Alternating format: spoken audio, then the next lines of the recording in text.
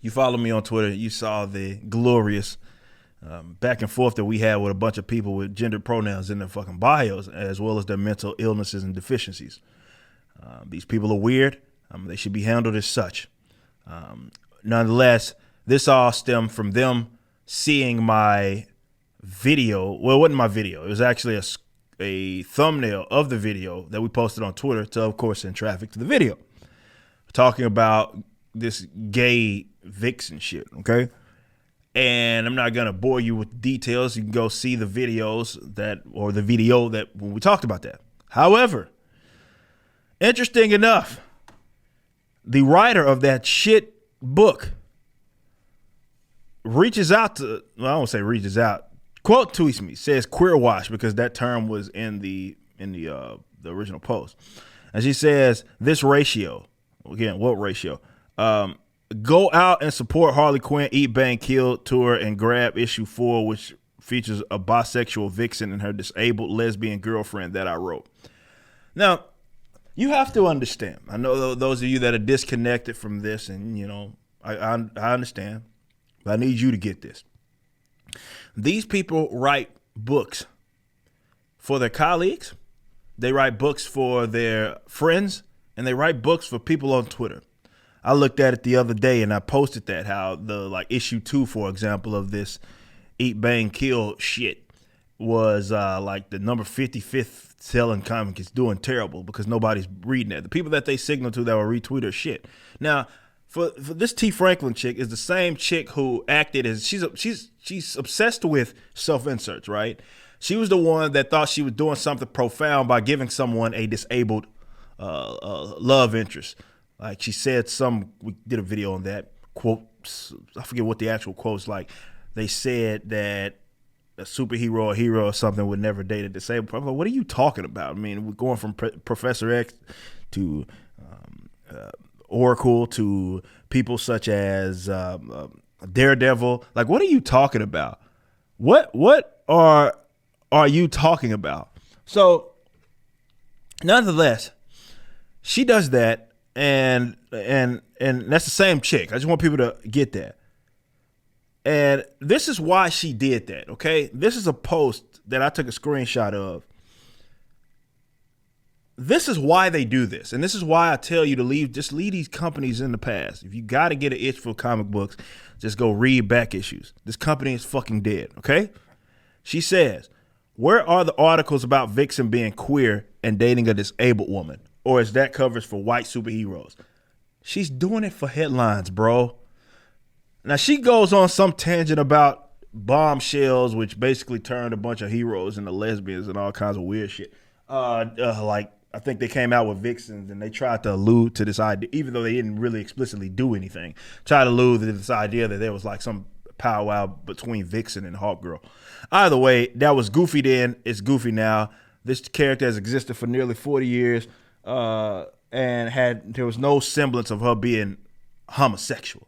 Yet, because you got this gay chick who wants to, again, it's all about self-insert, she does goofy shit like this. This is why all of these characters that she's doing basically this lesbian comic full of DC comic book characters.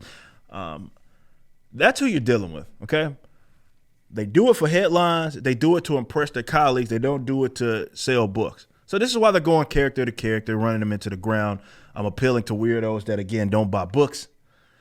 And I got some interesting comments there. Me and the lady was laughing at some of these weirdos because you have some idiot saying, oh, because he talks about this. It's funny. I can make fun of, that's what the video was doing. The videos, we make fun of them.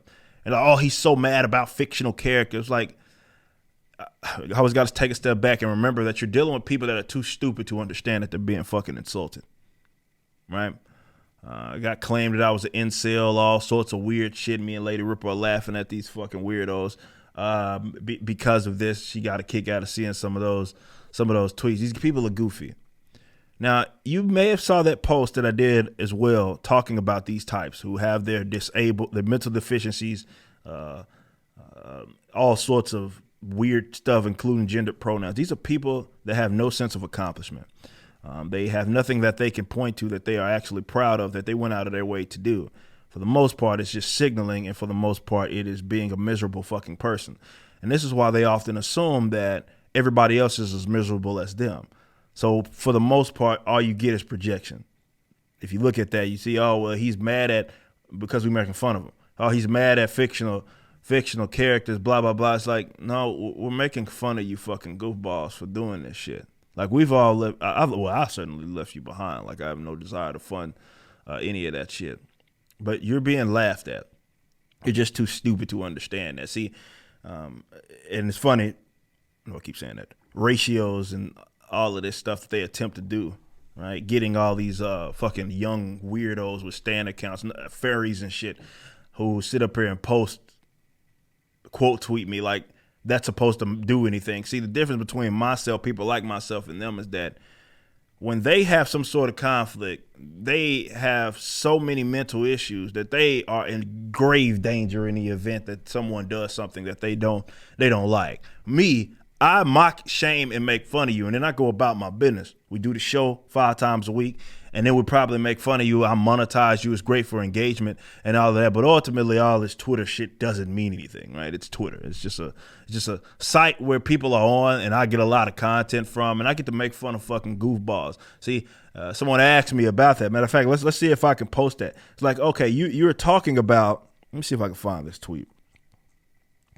Some weirdo had said here, right here, for example, this person, of course, so many of these folks that would delete me, block me, or something like that. They do all this and they expect you not to respond. But this person, if I recall correctly, asked me like, why are you doing this? Why am I making fun of these goofballs? And I said 3 things: engagement, monetization, and delegitimizing weirdos.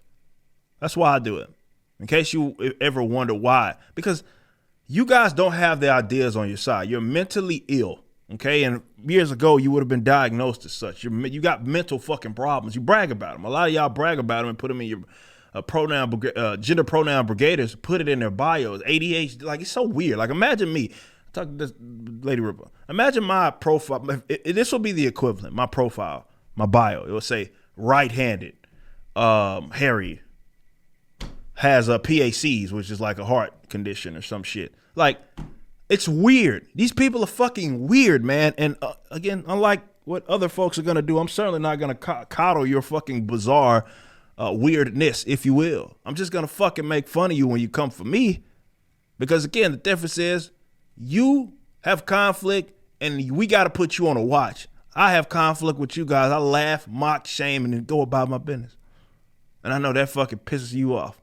That's fine. But pronoun brigaders, we ain't going nowhere. We're just going to continue to make fun of you. Books don't sell. Nobody's interested in it. You a pissy broke comic pro. You do shit for the reasons of trying to impress your colleagues. And that's fine.